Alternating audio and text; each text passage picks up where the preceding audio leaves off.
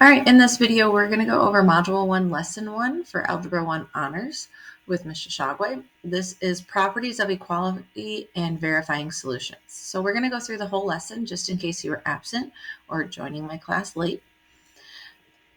Okay, so the first thing we did is we had this spiral review where you needed to determine how many coins were in each envelope. So if you have an envelope and 4 coins, how did that equal 7 coins total?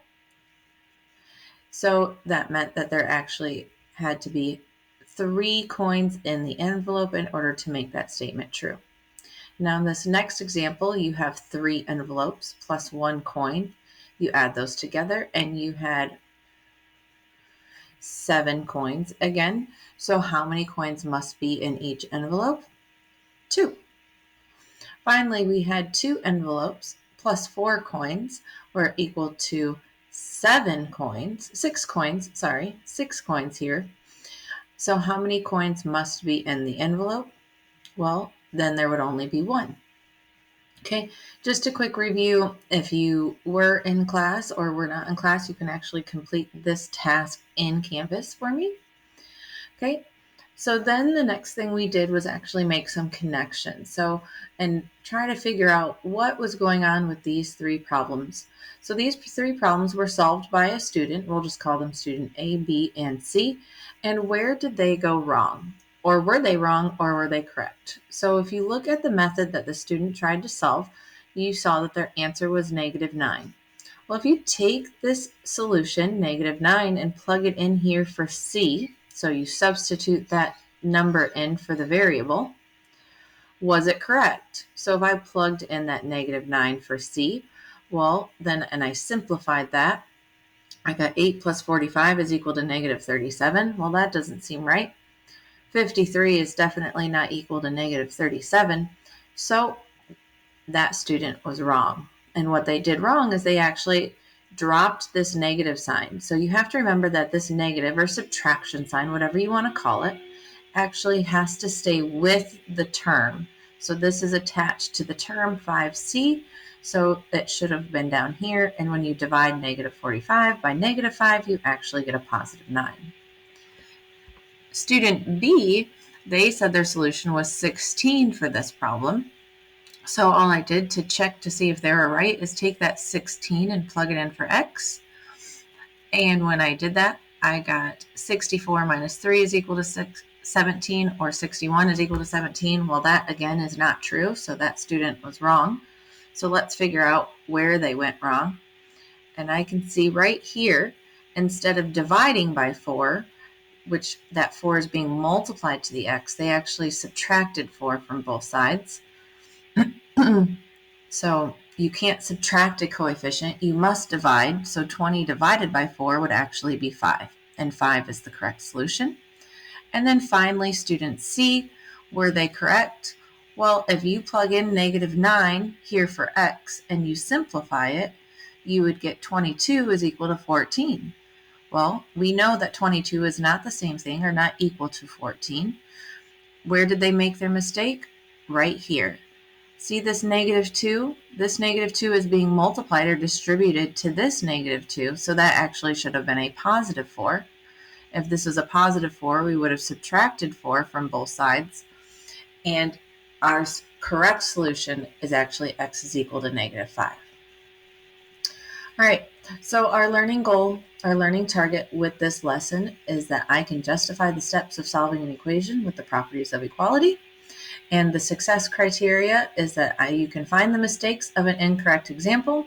You can justify the steps of solving a linear equation using the properties of equality. And then finally, I can verify the solution of a linear equation. So that's what we were actually just doing on the previous slide, is verifying solutions.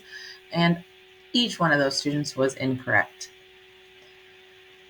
All right, so let's review our properties real quick. We have the distributive property, and all that states is that if we distribute this 3 to the terms inside the parentheses, so 3 times 2 plus 3, we would actually get 6 plus 9. You can also do that just with variables. If you have a multiplied by b plus c, you can distribute that a to both terms. Okay, then we have the addition property of quality. If you add the sum of a number to both sides of a true equation, the equation remains true. All that's saying is that whenever we add, subtract, multiply, or divide an equation, and an equation is something with an equal sign, we must do it to both sides. If you only do it to one side, then you've changed the equation. Okay, so I like to color code and highlight my notes, and they will stay the same way throughout the entire lesson.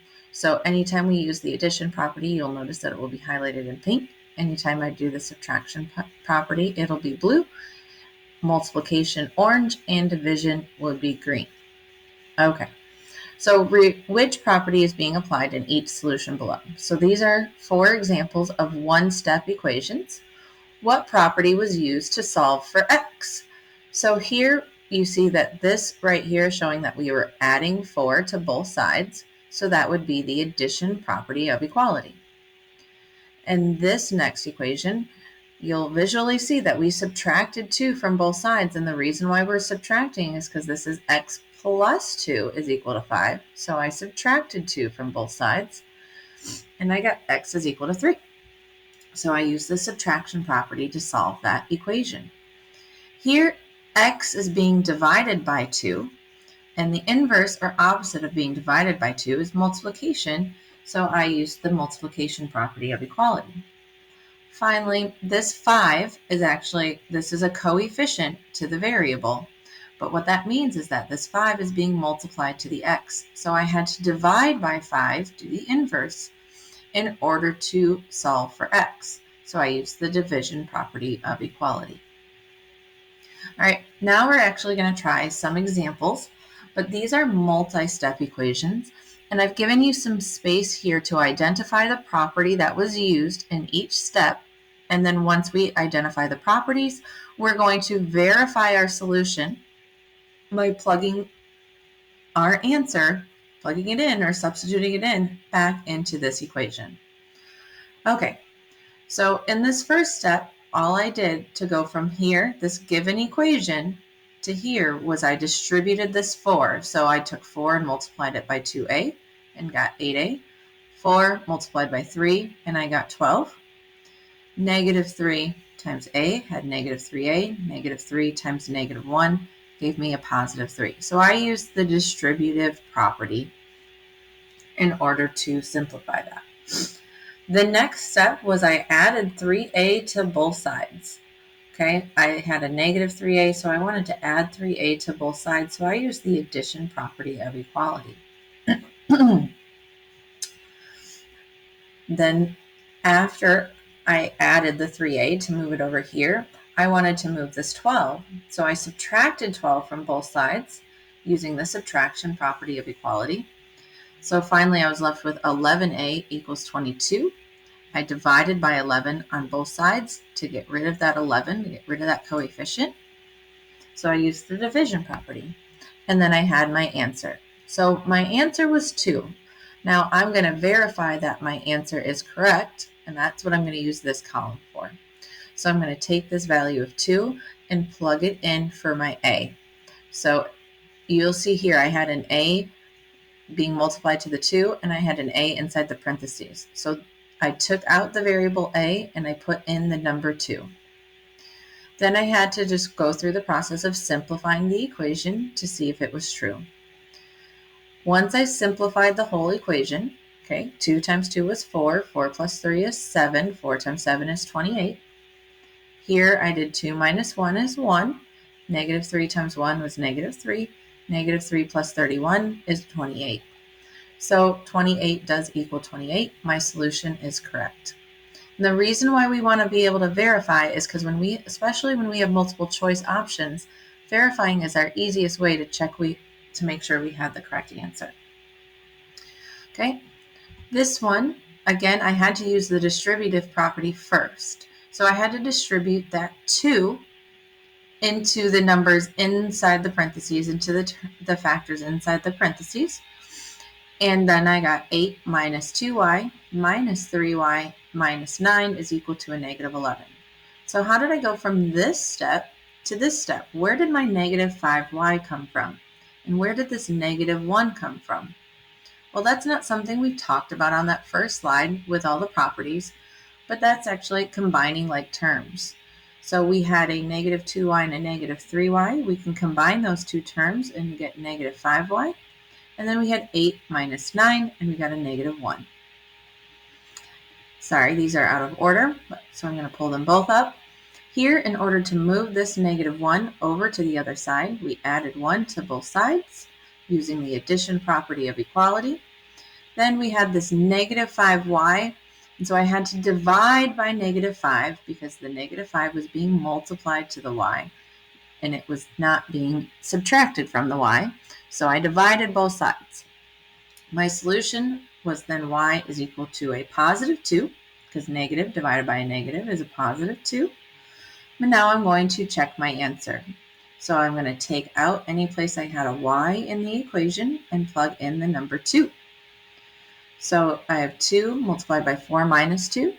Minus 3 times 2 plus 3 is equal to negative 11. 2 times 2 minus 3 times 5. 4 minus 15 is negative 11. So my solution checks out. It is verified. This check, you can pause the video and try it on your own, then come back and check to see if you were correct. All right. Now that we're back, we're going to go through and follow the steps. We're going to list our properties and then verify our solution. So here we have 2m plus 20 is equal to 4m minus 60. We use the distributive property. Then we use the subtraction property to move the m to the other side. Then we added 60 to both sides using the addition property. And finally, we divided by 2 using the division property. So 40 was equal to m. So I took that 40 and I plugged it in for m in the original equation to see if it was correct. So 2 times 40 plus 10, does that equal 4 times 40 minus 15? Well, 40 plus 10 is 50, and 40 minus 15 is 25. 2 times 50 is 100, and 4 times 25 is 100. So my solution is verified. It is correct. All right. Here's your exit ticket. Again, this can be completed in Canvas. This is not graded. It's just a way for me to check to see if you are understanding what is happening in the lesson. So the first step is completed for you. The question is, what property of equality would you use next in each case? So use what you've learned with properties, review the notes, and then answer your exit ticket and submit it in Canvas. All right, finally, this is your practice. So you have 8 practice problems. They are available to complete in Canvas, but you should also complete them on your paper in your notebook so that I can see your work and see if you've made any mistakes and where you may have gone wrong. Okay, so these 2, you're just identifying if they were correct or incorrect. If they were incorrect, you're going to make the corrections or identify where they went wrong. These 4, you're just identifying the properties that were used to solve the equations. And then this last one here, again, you're going to see if which student was correct, if student A or student B was correct, and then why, or how did you know? And then question 8, is they matching? So you can take these solutions here and plug them in and see which ones they match.